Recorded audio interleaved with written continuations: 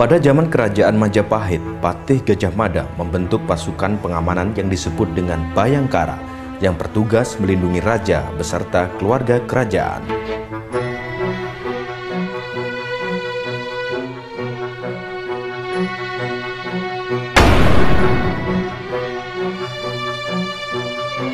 Kepolisian modern Hindia Belanda yang dibentuk antara tahun 1897 hingga 1920 adalah merupakan cikal bakal dari terbentuknya Kepolisian Negara Republik Indonesia saat ini.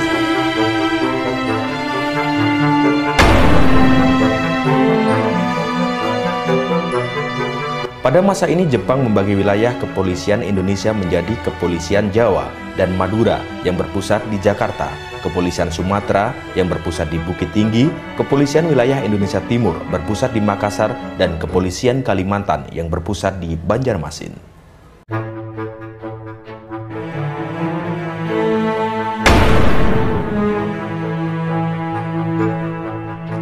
Tidak lama setelah Jepang menyerah tanpa syarat kepada sekutu, pemerintah militer Jepang membubarkan PETA dan Gyugun, sedangkan polisi tetap bertugas seperti sedia kala, termasuk waktu Soekarno-Hatta memproklamasikan kemerdekaan Indonesia pada tanggal 17 Agustus 45. Proklamasi kami, bangsa Indonesia, dengan ini menyatakan kemerdekaan Indonesia. Inspektur kelas 1 atau Letnan 1 Polisi Muhammad Yasin, Komandan Polisi di Surabaya, pada tanggal 21 Agustus 1945 memproklamasikan Pasukan Polisi Republik Indonesia. Sebelumnya pada tanggal 19 Agustus 1945 dibentuk Badan Kepolisian Negara atau BKN oleh Panitia Persiapan Kemerdekaan Indonesia.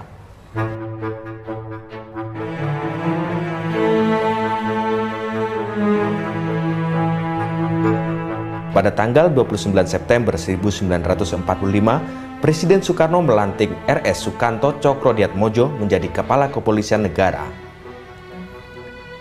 Kemudian mulai tanggal 1 Juli 1946 dengan penetapan pemerintah tahun 1946 nomor 11, Jawatan Kepolisian Negara yang bertanggung jawab langsung kepada Perdana Menteri. Tanggal 1 Juli inilah yang setiap tahun diperingati sebagai Hari Bayangkara hingga saat ini.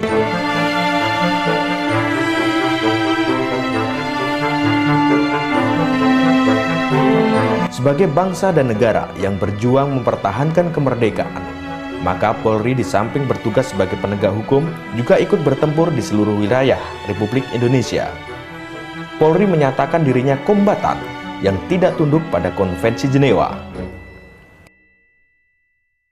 Polisi istimewa diganti menjadi mobil brigade sebagai kesatuan khusus untuk perjuangan bersenjata seperti dikenal dalam pertempuran 10 November di Surabaya, di Front Sumatera Utara, Sumatera Barat, penumpasan pemberontakan PKI di Madiun, dan lain sebagainya. Periode 1950 hingga 1959. Dengan dibentuknya Negara Kesatuan pada 17 Agustus 1950 dan diberlakukannya Undang-Undang Dasar Sementara 1950 yang menganut sistem parlementer, Kepala Kepolisian Negara tetap dijabat RS Sukanto yang bertanggung jawab pada Perdana Menteri atau Presiden.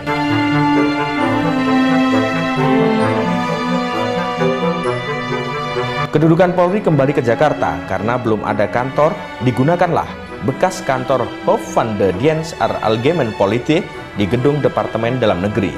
Kemudian RS Sukanto merencanakan kantor sendiri di Jalan Trunojoyo 3, Kebayoran Baru, Jakarta Selatan, dengan sebutan Markas Besar Jawatan Kepolisian Negara Republik Indonesia yang menjadi markas besar kepolisian hingga sekarang. Ketika itu menjadi gedung perkantoran termegah setelah Istana Negara.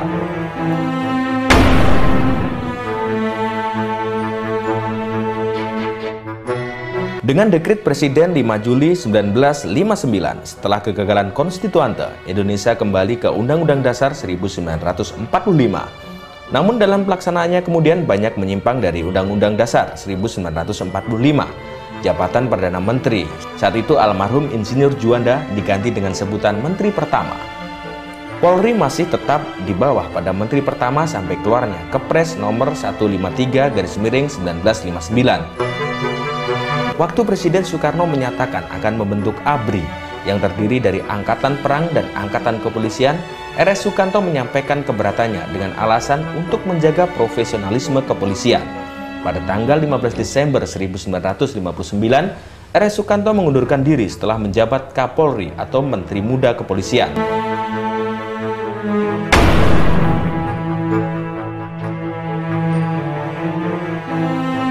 Karena pengalaman yang pahit dari peristiwa G30S PKI yang mencerminkan tidak adanya integrasi antara unsur-unsur ABRI, maka untuk meningkatkan integrasi ABRI tahun 1967 dengan SK Presiden nomor 132/1967, tanggal 24 Agustus 1967 ditetapkan pokok-pokok organisasi dan prosedur bidang pertahanan dan keamanan, menyatakan ABRI merupakan bagian dari organisasi Departemen Hankam meliputi AD, AL, AU, dan AK yang masing-masing dipimpin oleh Panglima Angkatan dan bertanggung jawab atas pelaksanaan tugas dan kewajibannya kepada Menhankam atau Pangap.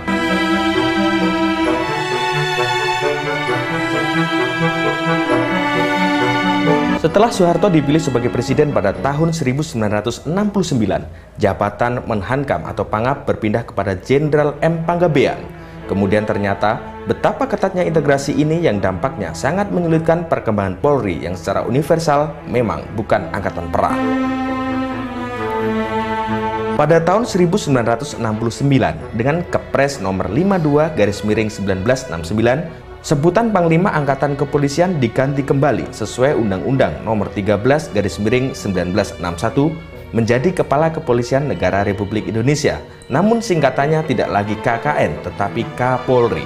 Pergantian sebutan ini diresmikan pada tanggal 1 Juli 1969.